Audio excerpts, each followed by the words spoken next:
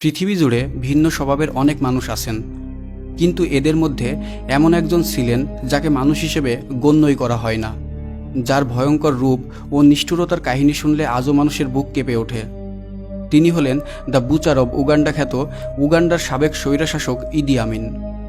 বিশ্বের সবচাইতে ভয়ঙ্কর ও নিষ্ঠুর শাসক হিসেবে তাকে গণ্য করা হয়।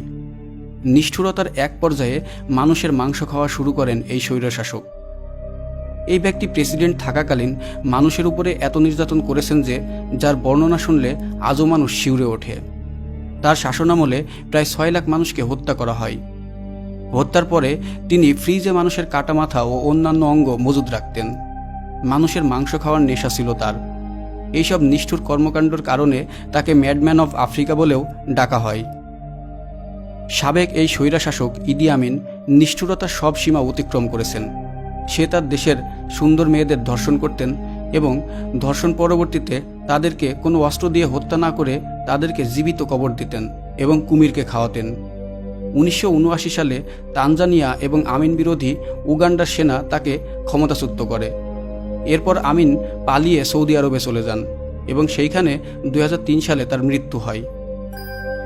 গরিব পরিবারে জন্মগ্রহণ করা ইদি আমিন প্রাথমিক শিক্ষা কতটুকু লাভ করেছিলেন সেই সম্বন্ধে বিতর্ক আছে, তবে বাল্যকালেই যে সংসারের অভাব মোচনের কাজে নেমে পড়েছিলেন সেই বিষয়ে কোনো সন্দেহ নেই। 1964 সালে 21 বছর বয়সী ইদি আমিন যোগ দেন KAR তথা কিংস আফ্রিকান রাইফেলসে। এই KAR হচ্ছে ব্রিটিশদের আফ্রিকান ঔপনিবেশিক সেনাবাহিনী। আমিন এই সেনাবাহিনীতে থাকাকালীন বার্মা, সোমালিয়া, উগান্ডা আর কেনিয়ায় কাজ করেছেন। কিংস আফ্রিকান রাইফেলসে ইদি আমিন যখন কাজ করছিলেন তখনই কেনিয়ায় মাও মাও বিদ্রোহীদের দমনের সময়ে ইদি আমিনের শক্তিশালী একটা ভূমিকা লক্ষ্য করা যায়, আর এই শক্তিশালী ভূমিকায় মূলত তার পদোন্নতি ত্বরান্বিত করেছিল। ইদি আমিন 1951 সালে মাত্র সাধারণ একটা সার্জেন্ট হিসেবে যোগদান করেছিলেন, কিন্তু 10 বছরের ব্যবধানেই তিনি 1961 সালে লেফটেন্যান্ট পদে উন্নতি হন। তারপর 1962 সালে উগান্ডা এবং কানাডায় দুটি আদিবাসী গোষ্ঠীর মধ্যে গবাদি পশু নিয়ে বিবাদ ও দাঙ্গার সৃষ্টি হলে ইদি আমিন সেইখানে গণহত্যা চালান তার ক্ষমতা বলে। তার এই নিষ্ঠুর দমনকে সন্ত্রাসী কর্মকাণ্ড আখ্যা দিয়ে তৎকালীন উগান্ডার প্রধানমন্ত্রী অ্যাপোলো মিল্টন ওবোতের কাছে তার বিচারের দাবি জানায় তার একসময়কার সমর্থক ব্রিটিশ সামরিক কর্মকর্তারা। কিন্তু শীঘ্রই ব্রিটেনের কাছ থেকে স্বাধীনতা পেতে যাওয়া উগান্ডার প্রধানমন্ত্রী ওবোতে হিতে বিপরীত হবার ভয়ে আমিনকে শাস্তি তো দেনই নাই, বরং তাকে ক্যাপ্টেন পদে উন্নতি করেন। পরের বছরেই 1963 সালে ইদি আমিন হয়ে যান মেজর। এরপর ব্রিটেনের উইলশায়ারের কয়েকটি সেনা ট্রেনিং ক্যাম্পে যোগ দিয়ে ইদি আমিন কর্নেল পদে উন্নতি হন। সেই থেকে ইদি আমিন ও ওবোতের বন্ধুত্ব শুরু হয়, আর এই বন্ধুত্বের ধারাবাহিকতায় ইদি আমিন 1966 সালে চিফ অব স্টাফ এবং পরের বছর মেজর জেনারেল পদে উন্নতি হন। ইদি আমিন প্রধানমন্ত্রী ওবোতের সঙ্গে বন্ধুত্বের সুযোগকে কাজে লাগিয়ে নিজের সামরিক ক্ষমতা ও প্রভাব বৃদ্ধি করতে থাকেন। শুধু তাই নয়, ওবোতের অগসরে তিনি ব্রিটিশ ও ইসরায়েলি গুপ্তচরদের সাথেও হাত মেলান। তবে ইদি আমিনের এই বিশ্বাসঘাতকতার খবর পেয়ে যান প্রধানমন্ত্রী ওবোতে।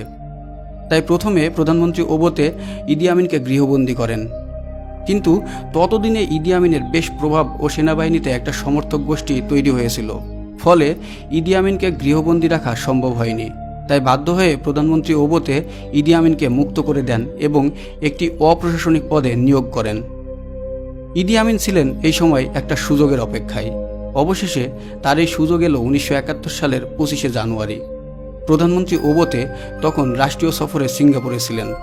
এই সুযোগে ইদি আমিন মিলিটারি কু করেন এবং দেশের ক্ষমতা দখল করে নেন, আর ক্ষমতা দখল করেই নিজেকে প্রেসিডেন্ট হিসেবে ঘোষণা করেন। শুরুর দিকে ইদি আমিনকে উগান্ডার জনগণ ত্রাণকর্তায় মনে করত, কিন্তু অল্প কিছুদিন পরেই যখন তার আসল চেহারা প্রকাশিত হয় তখন খুব দ্রুতই তার বিরুদ্ধে গণজাগরণ গড়ে ওঠে। ইদি আমিনের সরকার সর্বপ্রথম যুক্তরাজ্যের সমর্থন অর্জন করে। প্রেসিডেন্ট আমিন ছিলেন খুবই হামবড়া স্বভাবের। তিনি নিজেকে তাবৎ পশু ও সমুদ্রের মৎস্যকুলের অধীশ্বর বলে দাবি করতেন। প্রাথমিক শিক্ষা শেষ না করেই আমিন নিজেকে ডক্টরেট ডিগ্রিধারী হিসেবে দাবি করতেন। ক্ষমতায় এসে ইদি আমিন বাণিজ্যের উপর স্বদেশের নিয়ন্ত্রণ প্রতিষ্ঠা করার সিদ্ধান্ত নেন। এর আগে ভারতীয় এবং ব্রিটিশরা উগান্ডার বাণিজ্য নিয়ন্ত্রণ করতেন। আমিন ভারতীয়দের এবং ব্রিটিশদের উগান্ডা ত্যাগ করতে বাধ্য করেন। হঠাৎ বণিক বনে যাওয়া উগান্ডিয়ানদের বাণিজ্যে পূর্ব অভিজ্ঞতা ছিল খুবই কম, তাই উগান্ডার পণ্য সরবরাহ ব্যবস্থা ধসে পড়ে। ইদি আমিনের ক্ষমতা গ্রহণের পর প্রধানমন্ত্রী ওবোতে তানজানিয়াতে পালিয়ে যান। সেইখান থেকে 1972 সালে তিনি নিজের সমর্থকদের দিয়ে একটি কূ করানোর চেষ্টা চালান। তার কুয়ের সমর্থনে উগান্ডার সেনাবাহিনীর একটি অংশ ছাড়াও তানজানিয়ার আচলি এবং ল্যাঙ্গো সম্প্রদায়ের সামরিক কর্মকর্তারাও যোগ দেন, কিন্তু প্রধানমন্ত্রী ওবোতের কূ ব্যর্থ হয়। আমিন সেই সামরিক কর্মকর্তাদের ঘরবাড়ি বোমা মেরে উড়িয়ে দেন। পাশাপাশি উগান্ডার সেনাবাহিনী থেকে তিনি আচলি এবং ল্যাঙ্গো সম্প্রদায়ের লোকজনকে ছাঁটাই করতে শুরু করেন। ফলে সেনাবাহিনীর মধ্যে শুরু হয় বর্ণবাদী এক দাঙ্গা, যা ধীরে ধীরে উগান্ডার সাধারণ জনগণের মধ্যেও ছড়িয়ে পড়ে।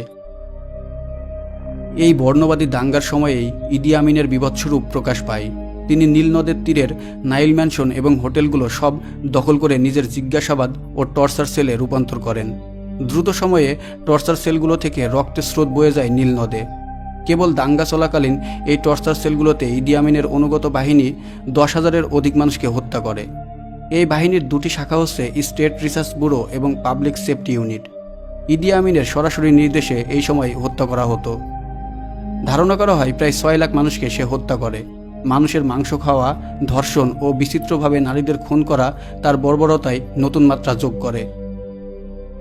1978-এর অক্টোবরের শুরুর দিকে কম্পালাতে ওবোতের অনুসারীরা আমিনের বাসভবনে আক্রমণ করে। আমিন হেলিকপ্টারে করে সপরিবারে পালিয়ে রক্ষা পান। এদিকে আমিনের ভাইস প্রেসিডেন্ট মুস্তফা আরদিসি সন্দেহজনক গাড়ি দুর্ঘটনায় আহত হন। সেই সূত্রপাতে আরদিসির অনুগতরা বিদ্রোহ করে। আমিনের সৈন্যরা সেই বিদ্রোহ দমন করলেও মুস্তফা আরদিসির কিছু সৈন্য তানজানিয়াতে পালিয়ে যায়।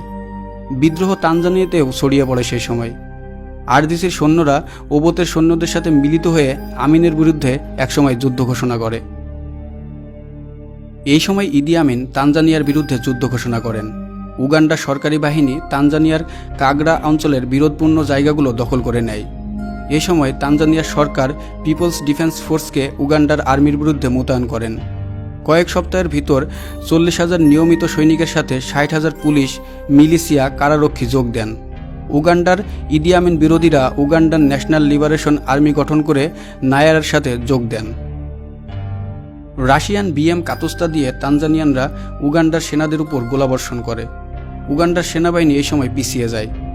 এই সময় লিবিয়ার মুয়াম্মর আল গাদ্দাফি 2500 সৈন্য, 55টি ট্যাঙ্ক, 21টি মিগ এবং 22টি বিমান ও গোলাবারুদ দিয়ে ইদি আমিনকে সাহায্য করেন। কিন্তু লিবিয়ানরা খুব দ্রুতই টের পায় তারাই সম্মুখ যুদ্ধ করছে এবং উগান্ডান সেনারা পরিবহন ট্রাক দিয়ে তানজানিয়া থেকে লুটের মাল উগান্ডাতে নিয়ে যাচ্ছে। 10 এপ্রিল 1979 তানজানিয়া ও উগান্ডার বিদ্রোহীদের হাতে এন্তেবে বিমানবন্দর এবং রাজধানী কাম্পালার পতন ঘটে। সেইখানে লিবিয়ান ও উগান্ডার সরকারি সৈন্যদের প্রবল প্রতিরোধ সত্ত্বেও তানজানিয়ানদের বিজয় ঘটে। আমিন প্রথমে লিবিয়া এবং পরে সৌদি আরবে পালিয়ে যান। লিবিয়ান আর্মি পিছু হাঁটে। উগান্ডার নির্বাচন পর্যন্ত তানজানিয়ার সেনারা সেইখানেই ছিল। এই সময়ই শেষ হয় ইদি আমিনের শাসন। ধন্যবাদ সবাইকে ভিডিওটি মনোযোগ সহকারে দেখার জন্য। আশা করি ভিডিওটি আপনার কাছে তথ্যপূর্ণ বলে মনে হয়েছে। এমনই তথ্যপূর্ণ ভিডিও পেতে আমার চ্যানেলটি সাবস্ক্রাইব করে আমার সঙ্গেই থাকুন। দেখা হবে পরবর্তীতে এমনই কোনো তথ্যপূর্ণ ভিডিওতে। ততক্ষণে দোয়া করি সবাই ভালো থাকুন, সুস্থ থাকুন। আল্লাহ হাফেজ।